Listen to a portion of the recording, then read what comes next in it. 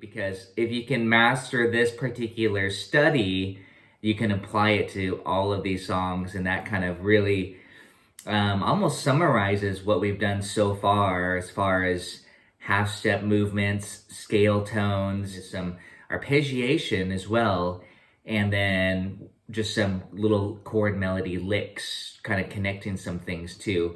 But we're still just trying to get the bass line movements for the blues. Today I want to apply it to some jazz standards and just take a look at some charts and, have you read it versus you reading my arrangement of it or whatever, my etude, I guess you could say, instead of you kind of just reading what I wrote. I want to see what you come up with. So we'll kind of do that more in a workshop style format.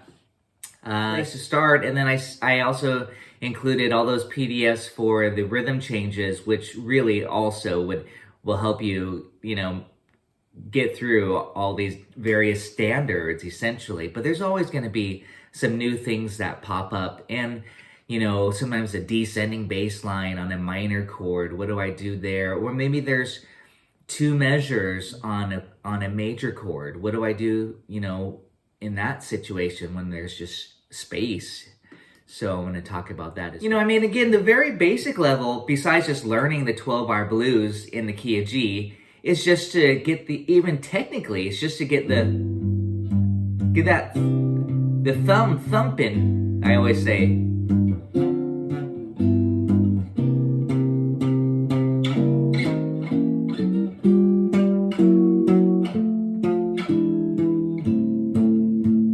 Even before we quote walk the bass,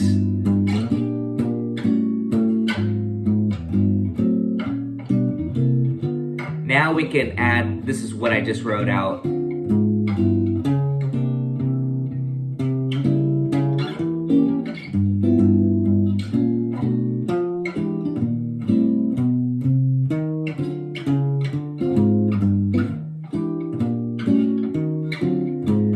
Well, some variations. And again, the very basic level, besides just learning the 12-bar blues in the key of G, is just to get it's just to get the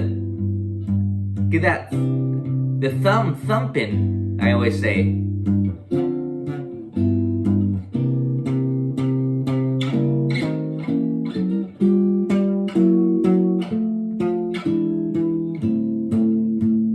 Even before we quote walk the bass,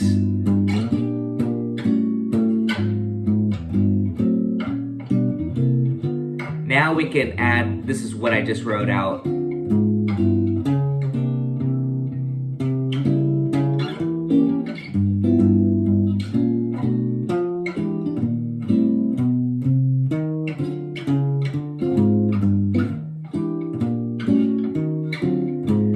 Well, some variations off of that at least, but getting that thumb quarter note pulse, whether you're pedaling on the bass note.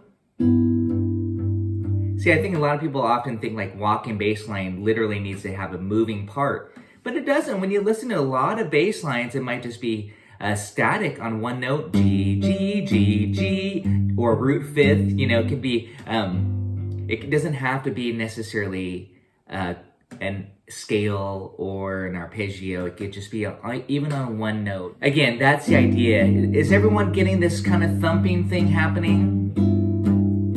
I think that's a very important aspect that I didn't want to overlook, even just on a technical level. This is just a basic blues. And then we jazz it up, adding some comping rhythms, 2/5s, diminished subs, chromatic walk downs. So hopefully again, those concepts you're getting that, I got to get that thumb thumping, because that's a big part of this style. Of course, it doesn't have to be constant when you're actually listening. That's why I keep referring to someone like Joe Pass. He'll break it up. He'll throw in little licks and little riffs, and then come back to the walking bass line. So it's nice to mix it up. And next time I'll probably actually have a few licks and examples for you to try out that includes some of those solo lead lines as well. I'll keep it pretty playable and pretty tame. So,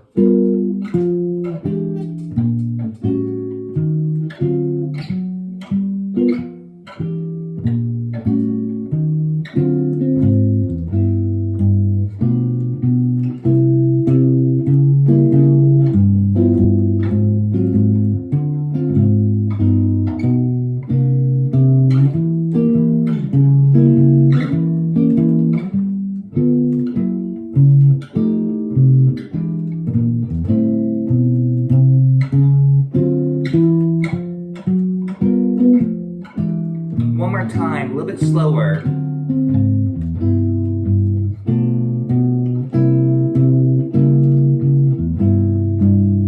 2-5, C9, diminished sub, bass, 5th,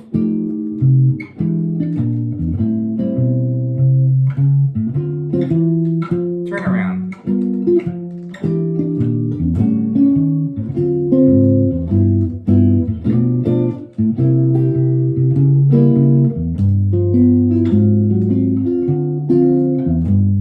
Playing around with it a little bit.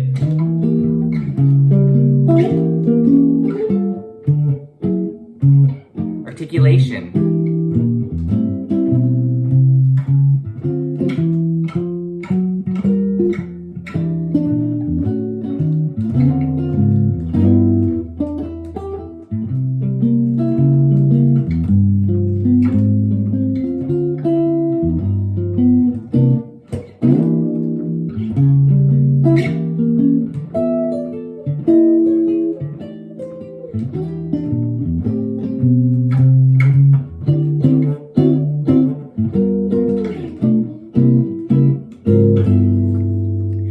And there I was just kind of jamming off the same concepts a little bit, adding some filler. Like instead of that, for example, instead of the,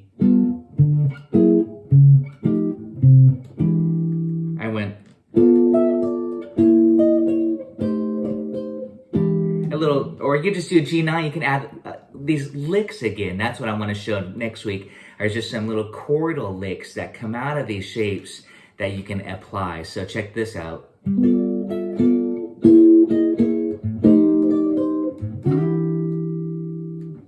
That's G9.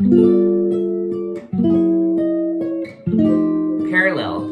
We love these parallel movements. And then E7 sharp 9. Little sharp 9, flat 9. I'm not worried about the bass, the B flat at that point. I'm more concerned about getting some melody in there. And then on that A minor. And then here I went to a D sus, D9 sus 4. Which is a pretty color. That's basically C triad against the D bass. And then a little blues turnaround. And now it's just like, again, the first two measures. G, B, C, C sharp, dim, da dum. And now is again the half step, A flat 13. I'm actually adding the 9 on for color. Then a little blues lick, of course. You want to throw in those bluesy phrases. That's what I started to do.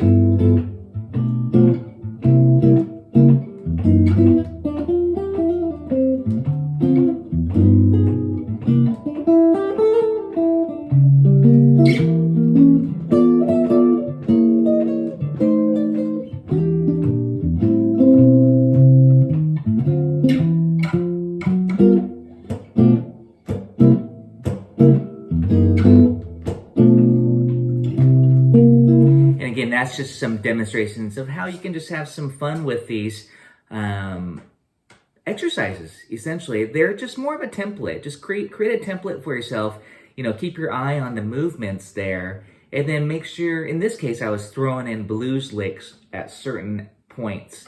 And again, I'd like to talk more about that next time. Today, we'll continue on with the baseline studies of it all.